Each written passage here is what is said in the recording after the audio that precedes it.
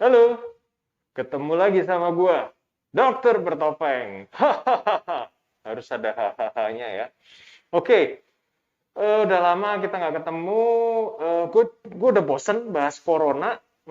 Malam ini gue cuman mau bercerita sebuah keresahan yang gue alami. Jadi pada saat jaga IGD atau saya jaga di poliklinik, nggak jarang ada bapak-bapak nih atau ibu-ibu lah, bapak-bapak contohnya nganter keluarganya, entah itu istrinya, entah itu suaminya, entah itu istrinya, entah itu anaknya, dia bilang, "Dok, gini dok, anak saya demam berdarah, atau kadang-kadang anak saya DBD, atau anak saya atau tante saya demam berdarah." Oke. Terus pada saat saya tanya, "Bapak, ini demam berdarah, emang ada perdarahan?" Bapak-bapak itu diem terus langsung bingung. Benar juga ya.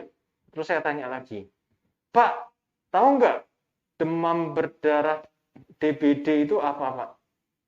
"Iya ya dok, DBD itu apa?" Malah balik tanya begitu. Jadi gini, saya jelasin ya. Sebenarnya penyakit ini itu disebabkan oleh virus dengue. Dengue, ya nanti tulisannya begitu ya. Makanya kita bilang dengan demam dengue. Jadi nama sakitnya ini tuh sebenarnya demam dengue.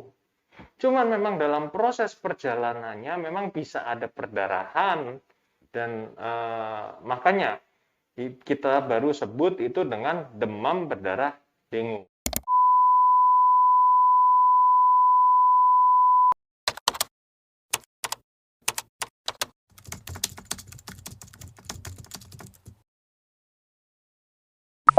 Jadi gitu ceritanya. Kalau nggak ada perdarahan ya namanya cuma demam dengue, bukan demam berdarah. Gitu. Kalau ada perdarahan pun namanya juga bukan cuma demam berdarah, tapi demam berdarah dengue. Jadi gitu judul penyakitnya. Nah, malam ini kita mau bahas tentang demam dengue atau demam berdarah dengue lebih detail lagi.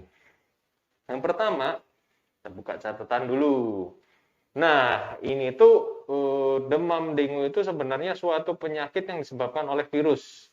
Penyebabnya virus ya, bukan bakteri. Nah, virusnya itu namanya virus dengue, di mana virus dengue ini memiliki 4 varian atau serotype. Ya, ada dengue tipe 1, ada dengue tipe 2, ada dengue tipe 3, dan dengue tipe 4. Kita nggak akan bahas lebih lanjut mengenai itu. Pokoknya ada 4 tipe dari virus dengue itu. Terus, gimana sih cara penularannya? Beda sama corona. Kalau corona menular melalui droplet, orang bersin, orang batuk. Kalau virus dengue itu penularannya melalui gigitan nyamuk. Nyamuknya apa? Nyamuk Aedes aegypti. Sebenarnya genus atau keluarga jenis Aedes ini bisa jadi tempat pembelahan dari virus ini. Ya, jadi intinya ya udahlah. Pokoknya penularannya melalui gigitan nyamuk Aedes gitu. Sebenarnya ada virus ada ini sih, ada nyamuk varian lain yang bisa jadi tempat pembelahan dari virus ini, cuman nggak akan kita bahas lebih dalam. Nah, yang mau kita bahas itu sebenarnya apa sih yang terjadi kalau orang itu terkena virus dengue ini? Jadi virus dengue ini bikin banyak kekacauan. Yang pertama kalau misalnya dia gini dulu.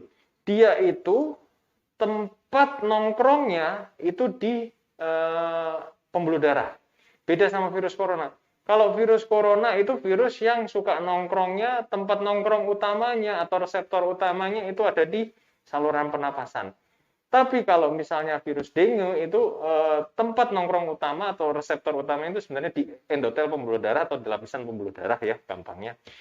Nah, setelah dia masuk ke dalam tubuh, dia itu bikin beberapa kekacauan. Yang pertama, dia akan bikin permeabilitas pembuluh darah itu meningkat, jadi banyak cairan yang ada di dalam pembuluh darah itu keluar ke jaringan. Bingung ya? Ya, ginilah analoginya. Anggaplah pembuluh darah itu seperti selang. Di badan kita ada banyak pembuluh darah, artinya di badan kita ada banyak selang. Di mana selang-selang itu mengalirkan darah dan juga ada namanya plasma darah atau cairan darah lah gampangnya kita bilang. Nah, gara-gara ada si virus dengue ini masuk ke dalam badan kita, dia akan bikin selang itu jadi berlubang-lubang. Jadi banyak cairan yang ada di dalam selang itu keluar. Nah, begitu juga di badan kita. Ya, kurang lebih analoginya begitulah. Intinya adalah banyak cairan yang dari dalam pembuluh darah itu merembes ke jaringan sekitar. Atau yang tadi saya analogikan, banyak cairan yang di dalam selang itu tiba-tiba selangnya bocor, terus cairannya banyak yang keluar. Nah, itulah yang terjadi di badan kita. Itu yang pertama. Terus yang kedua, dia juga bikin kekacauan sama yang namanya trombosit. Trombosit itu apa sih? Trombosit itu keping darah. Nah, gini nih, bikin kekacauannya.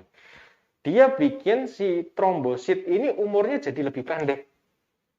Yang harusnya bisa lama nih, tiba-tiba umurnya jadi lebih pendek. Jadi trombositnya kita berkurang. Terus yang kedua, dia bikin kekacauan dengan menekan produksi si trombosit ini. Jadi badan kita itu secara periodik memproduksi trombosit.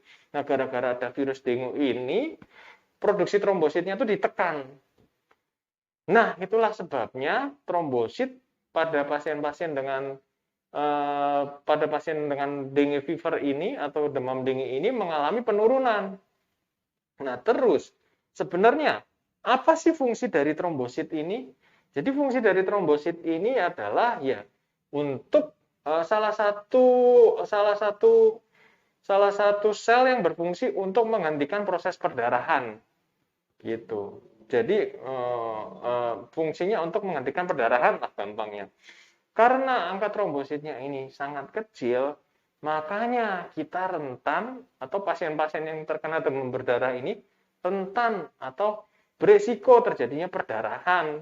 Nah, kalau sudah terjadi perdarahan baru kita bilang demam berdarah dengue. Kalau belum ada perdarahan ya kita bilangnya demam dengue. Gitu, teman-teman. Nah, terus memang gejalanya apa aja sih kalau misalnya orang terserang dengan demam dengue ini?